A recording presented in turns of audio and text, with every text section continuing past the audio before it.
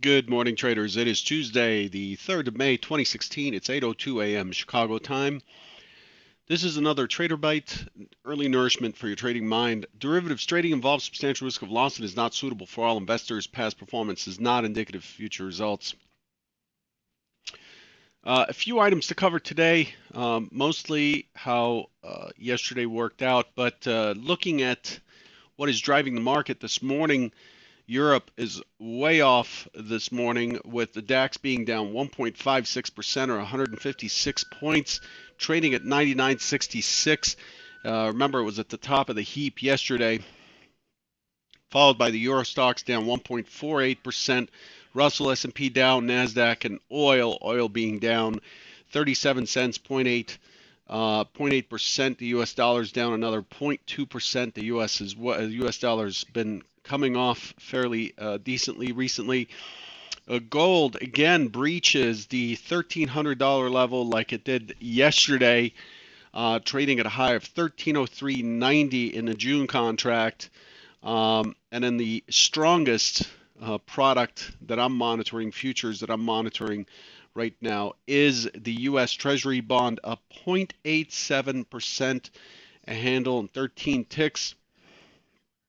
It's pretty strong. The Eurobond after that. So the overall market sentiment is a flight to safety today. We're looking at, we've changed gears from yesterday and are protective this morning. The OTF sentiment is overall protective, and the reasons why Australia unexpectedly cut rates yesterday. The Reserve Bank of Australia cut 25 basis points to a record low of 1.75% on their interest rate.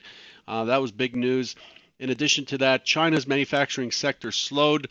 The market China manufacturing purchasing managers index for April fell to 49.4 from 49.7. It was expected to go higher to 49.9, and that was a complete surprise as well. UK manufacturing PMI contracted for the first time in 3 years. Apple stock has the longest losing streak in almost 18 years. Apple shares have lost 11% during the streak, which began April 26th when the company announced its first quarter results. Apple's is approaching the low from last year about this time. And then overall, that's how things are shaping up. Looking at what's ahead today, we know this week is busy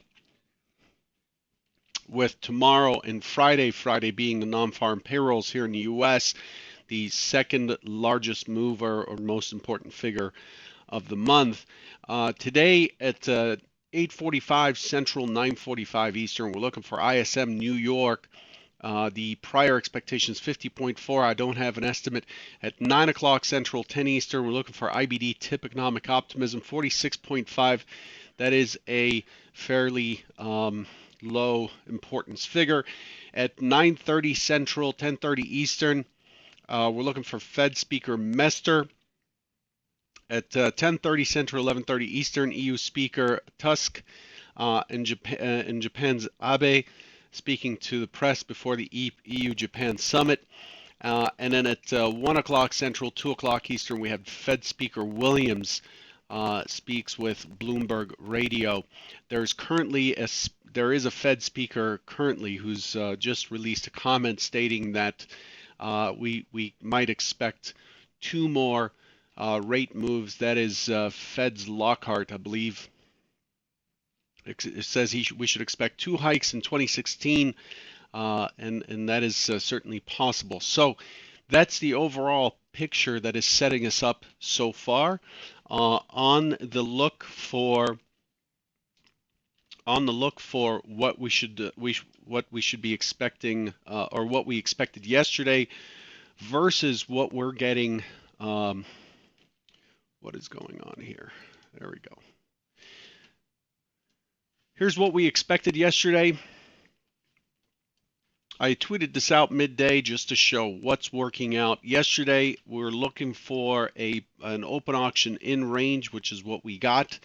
And then the expectation was, or in open auctions, what we expected. We looked for a push down to the 2059 area, the point of control, and then was looking for it. The main hypo is for a push out of Friday's range, a test of the 75, 76, 77 area, huge cluster right here, really big area. I talked about this till I was blue in the face yesterday, and the goal was to look for to test that area up to the singles at 2077, and then a rotation back down. This would set up, and again, I talked about this on Friday as well.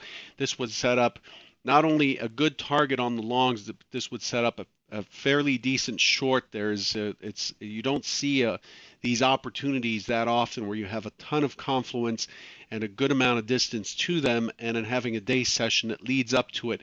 This is what we got yesterday. Hypo 1 was in full effect. Hypo 2 did not work out. Hypo 2 was the opposite, an attempt higher early to find sellers and then immediately rotate down and to breach into the 45.75 area that was left behind yesterday. Here's what we actually got. Here it is.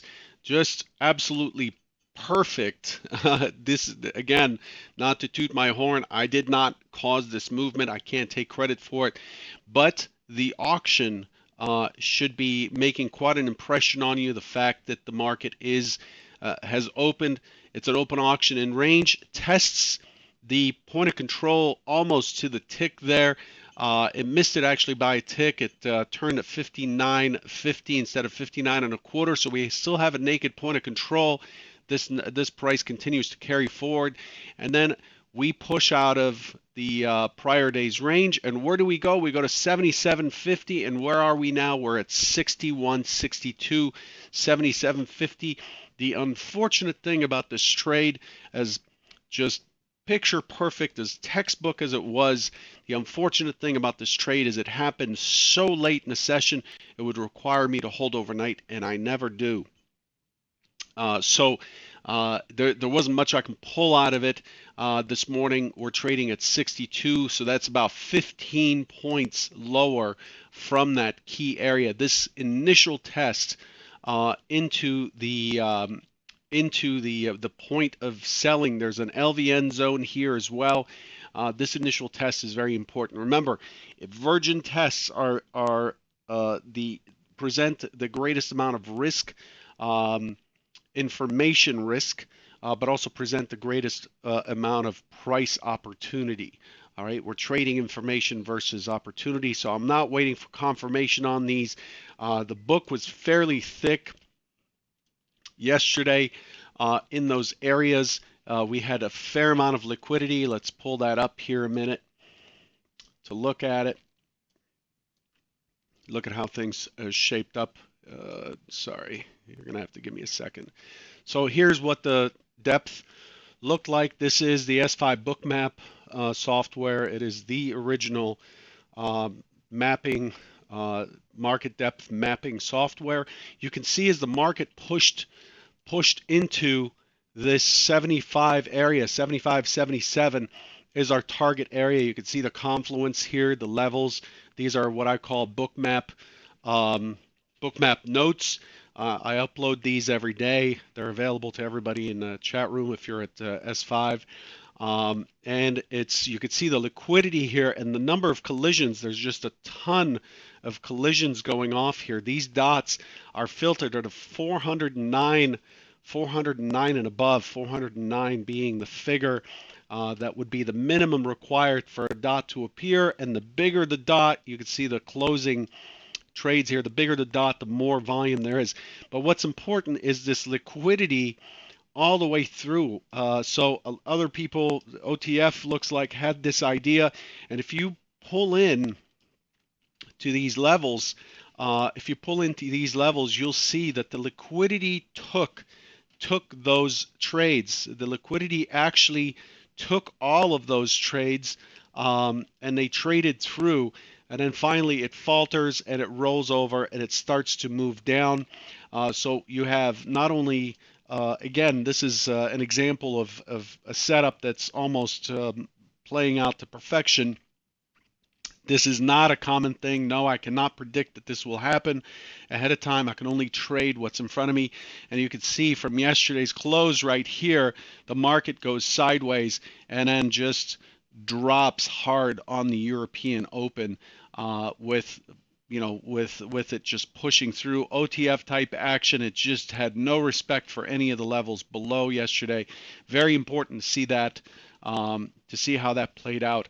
I suggest you kind of pause or play that back and understand, or play yesterday's Trader Bite back and understand why that setup was expected and why it was so important.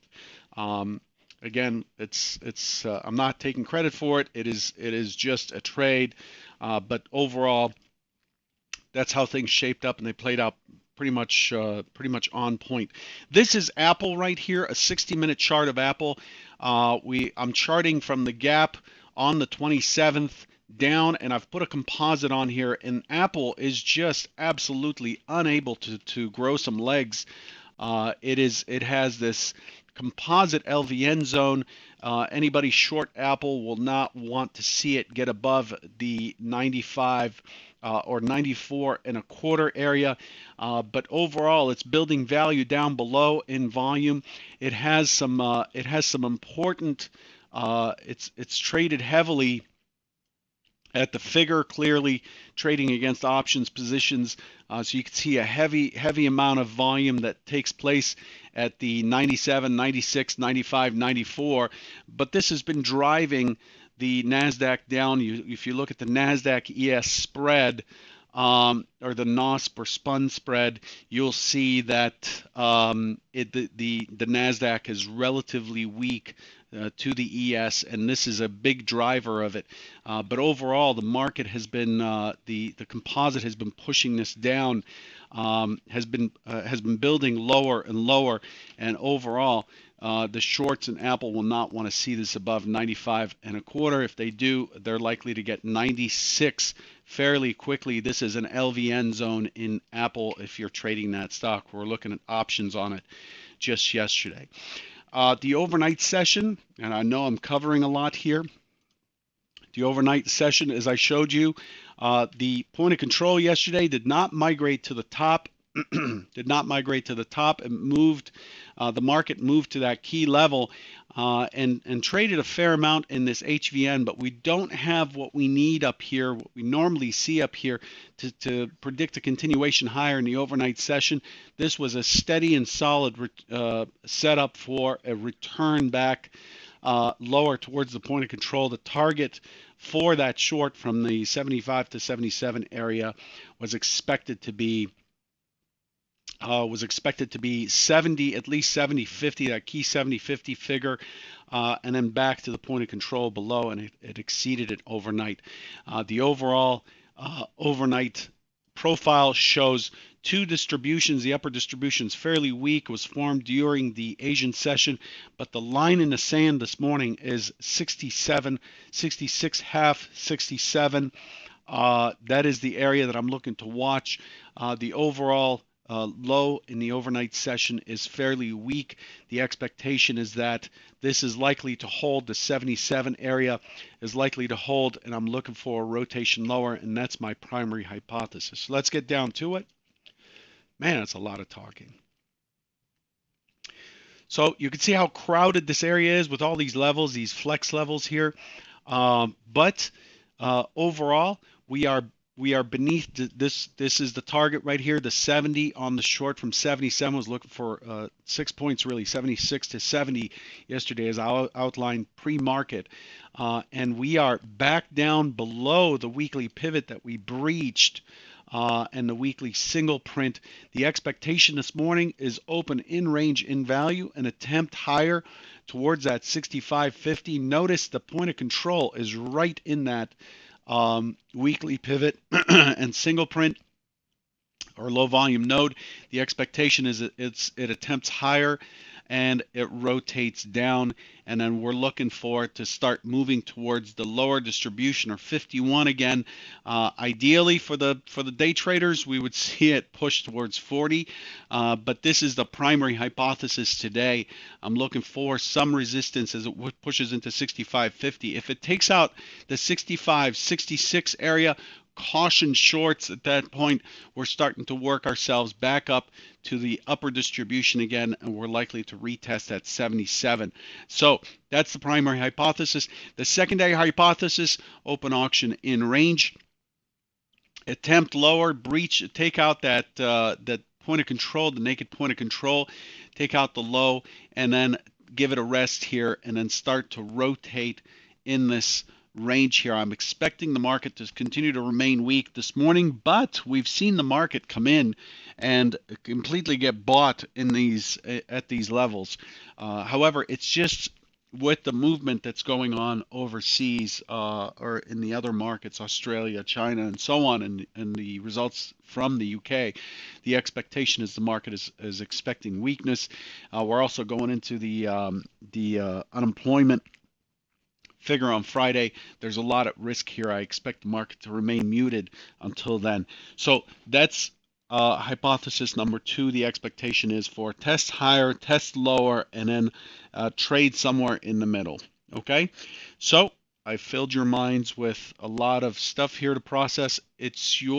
These trader bites are there for you to watch. They're not there for you to give you a trading plan for the day. They're there to show you how a trading plan is put together or how the context is put together to set up these trades. That's what you should be taking away from these. And they're always there on my YouTube channel to go back and watch again and again to see why certain things happen. And I don't think there's anywhere on the internet where you can see what the expectation was before, then go through the day and then have a look back at what happened and how that drives the movement forward. I think there's a lot of teaching in that, and hopefully you're taking advantage of it. Good luck, and I'll catch you tomorrow. Take care.